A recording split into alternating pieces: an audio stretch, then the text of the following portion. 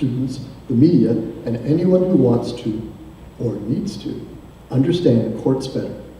Today is your turn.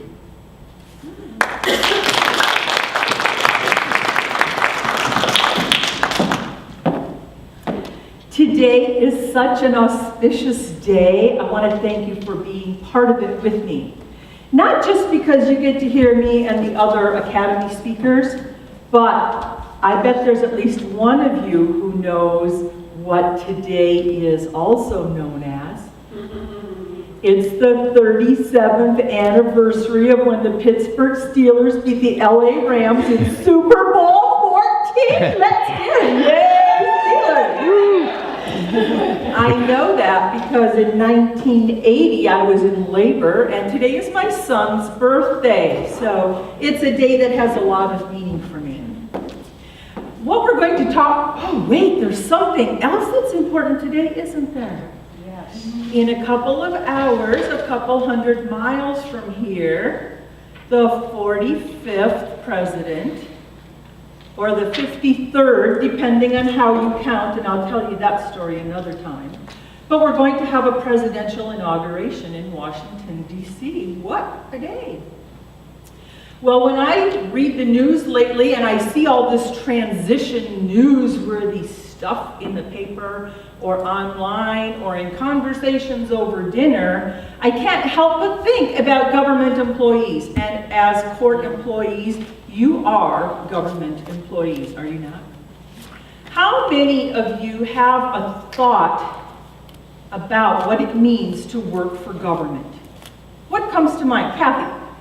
Some people don't think that government workers are as efficient or effective as private sector workers. Government not being as efficient or effective as private sector. Who else? Yes, Liz. We think that government workers are not paid well. We think government workers are not paid well. Well, I suppose most of you in this room didn't take the job for the money, but we can talk about that as well. Somebody else had a hand up? Yes, Connie. It's part of a bureaucracy, so they never get things done.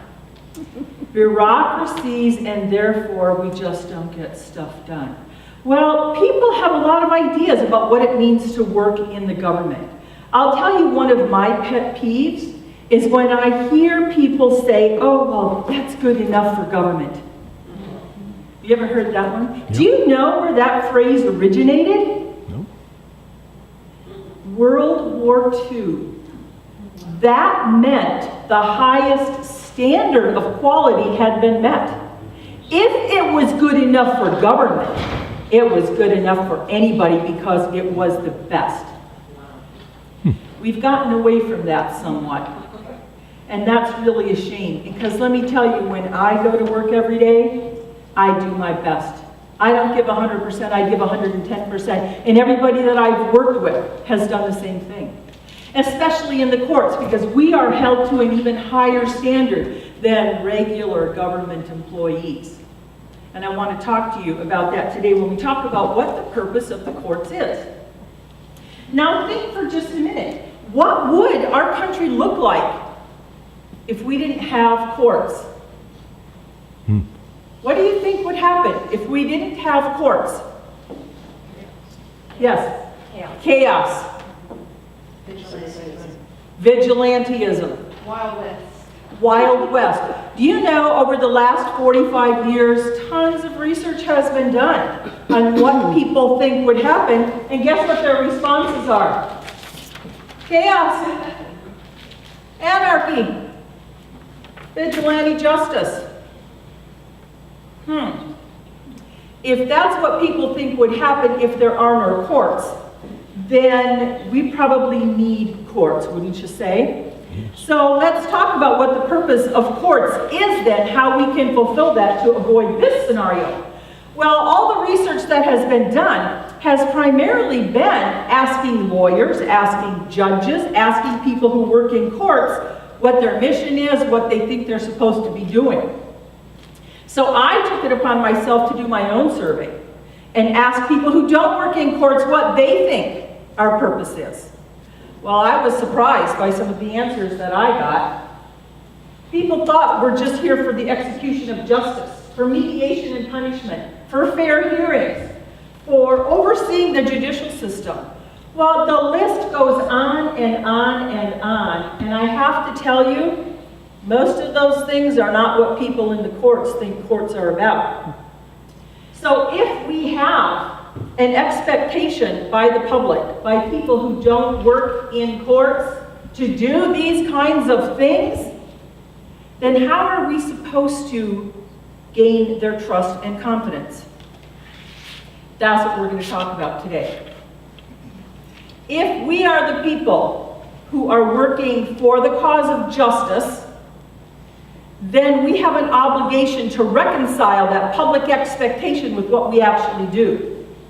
Either we have to educate people so they have a better understanding, we have to change what we're doing to meet that expectation, or we have to find the middle ground. So there are 8 traditional purposes that have been around and have been used to train court staff for about the last 45 years. They were developed by Ernie Friesen. Many of you know that name. He was the first court administrator appointed back in the late 60s. And he was the one who went out and asked law school professors and asked lawyers and asked judges what the purpose of courts is.